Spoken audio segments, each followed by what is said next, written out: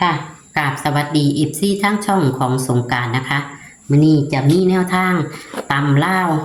พอตะหวยออกก็เอาเลยค่ะพี่น้องตำลาวของนาดวงนะคะพี่น้องตำลาวของนาดวง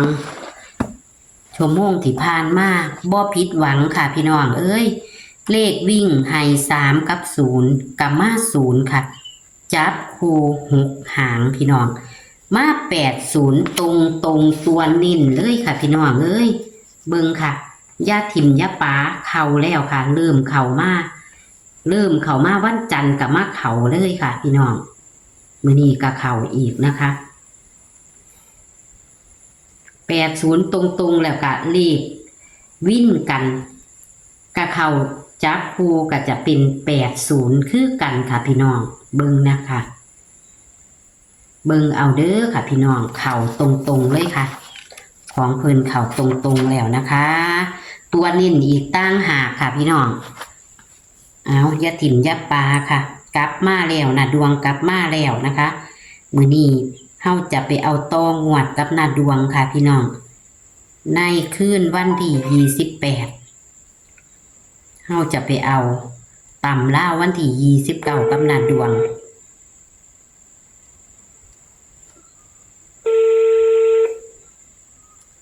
พอตะเลขออกแล้วกะเพิ่นก็ว่าเพิ่นเฮ็ดเลยค่ะเฮาจังได้ลงไว้ค่ะพี่น้องจะหลับบ่ทันหลับมื้อนี้เฮาเพิ่นนอนแล้วจ้าสวัสดีจ้าค่ะสวัสดีค่ะเขาคักแท้นะดวงดีใจน้ำแล้วน้ำบ่เนาะดีใจน้ำแล้วเขาสิเนาะFC กลับมาเด้อเว้าโทมกันเจ้านิ่น80มันก็เข้าอีหลีนิ่นตัวนิ่นเลยจังว่าก็เลยว่า FC กลับมาเด้อสันดอกกลับมาเป็นกำลังใจให้หน้าดวงเด้อบัดนี้เข้าแล้วบัดนี้เบาๆค่ะผู้ใดจะมีกำลังใจให้หน้าดวงกะถักเพิ่นไปได้เด้อพี่น้องผู้ใดได้หน่อยได้หลายก็บ่ว่าให้ค่าขนมลูกหลานเนาะดีใจบ่น่ะดวงดีเข้าแล้วตัววิ่นกับมาน้ำกันเลยเนาะตัววิ่นกันเลย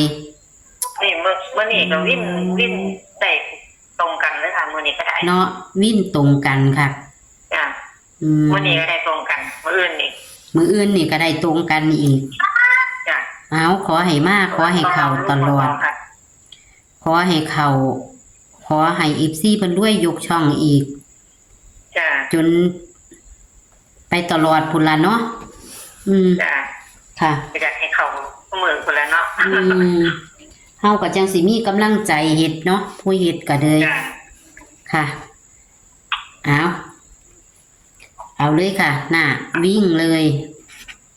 วิ่ง2กับ9ค่ะ2กับ9นั่งลงไปค่ะวิ่งค่ะธรรมดาล่ะค่ะ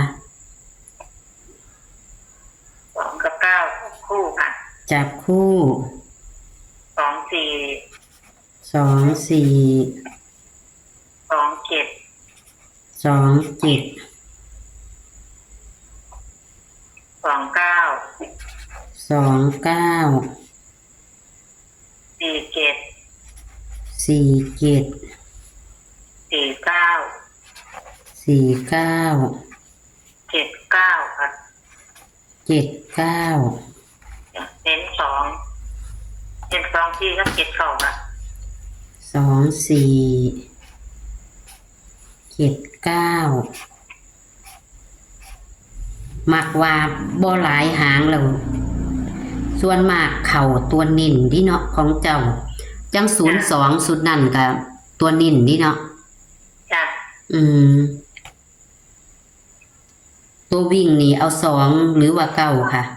เอา2จ้ะเอา2เนาะตัววิ่งกันก็เอามาอีกโลดค่ะตัววิ่งมี6มี7 6 7 8 9ค่ะ 8 9เนี่ยมันตรงกันกับ7 เก่า อื ตรงเนี่ย ม โลกมาก แม่น 2 มือละตรงกันด้วย อืม ต้องเบิ่งกันมันมากสิมันสิมากตัวนี้บอก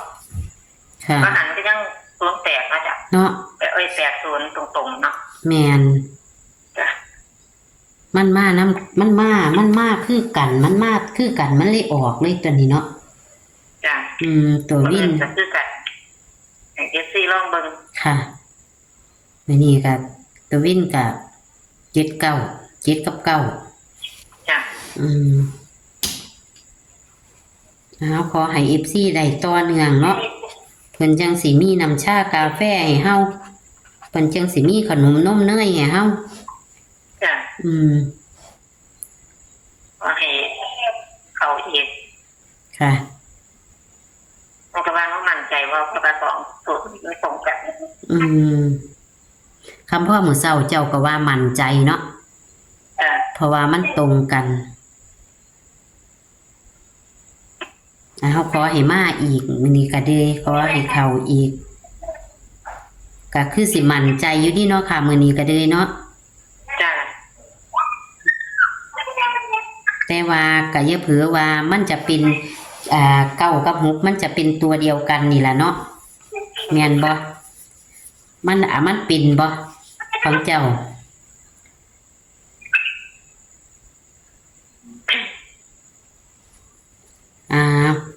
ก็มีแค่นี้เนาะนะดวง จ้ะ ค่ะก็จะทวนเนาะค่ะ วิ่ง2กับ9เนาะ2กับ9ให้รูด2เนาะค่ะเน้นที่2จับคู่2 4 2 7 2 9 4 7 4 9 7 9เน้นที่2 4กับ7 9เนาะค่ะเน้น2หางเลขวินตัววินมี6มี7มี8มี9 จ้ะ แล้วก็ไปตรงกันที่7กับ9เด้อพี่น้องเด้อตัวเลขของเพิ่นตรงกันก็คือ80บางหันเนาะมันก็เข้าขอให้มาขอให้ยิ่งขอให้ปังให้กลับคืนมาอีกตลอดไปเนาะนะดวงเนาะเอาบ่ว่าแต่อาทิตย์นี้ดอกเอาตลอดไป ค่ะเอาจะขอบคุณเด้อค่ะบัดนี้สิรบกวนซ้ำนี่ล่ะเด็กๆกับกำลังสินั่นเนาะค่ะขอบคุณค่ะสวัสดีค่ะ สวัสดีค่ะ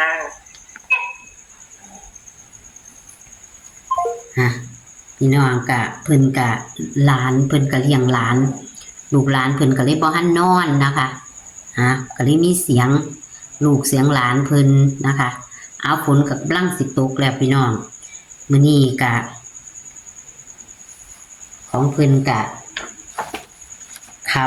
เต็ม80ตัวเน้นอีกต่างหากพี่น้องนี่คืออันชั่วโมงที่แล้วที่ผ่านมาวันที่28นะคะ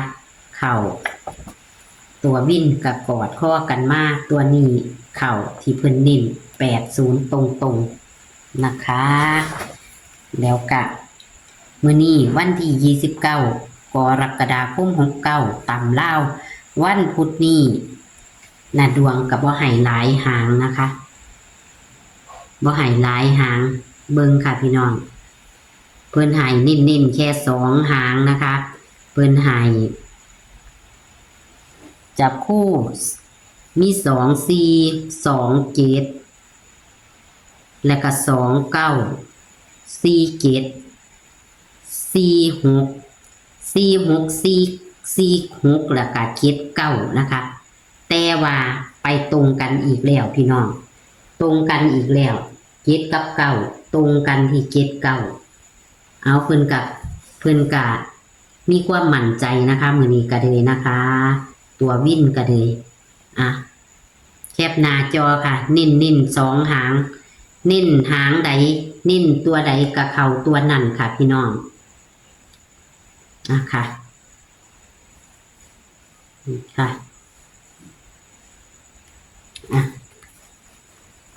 นิ่นตัวใดกับเขาตัวนั้นมาตา02เพิ่นกับตัวนิ่นเพิ่น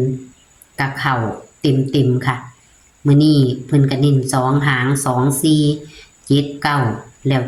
79กับไปเข้ากับตัววิ่นของเพิ่นนะคะแต่ว่าก็อย่าลืม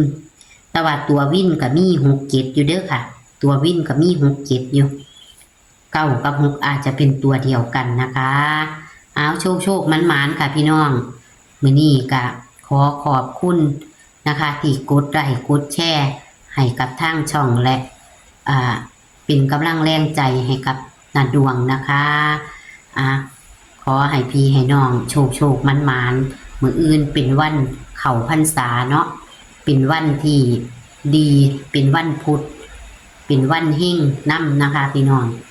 ขอให้เฮงปังขอให้ร่ำรวยให้ถูกหวยตำล่าวมื้ออื่นให้ได้ปลดหนี้ให้ได้มีทรัพย์กลับคืนมาเนาะพี่น้องเนาะคลิปนี้ก็ฝากไว้ซ้ำนี้ค่ะสวัสดีค่ะ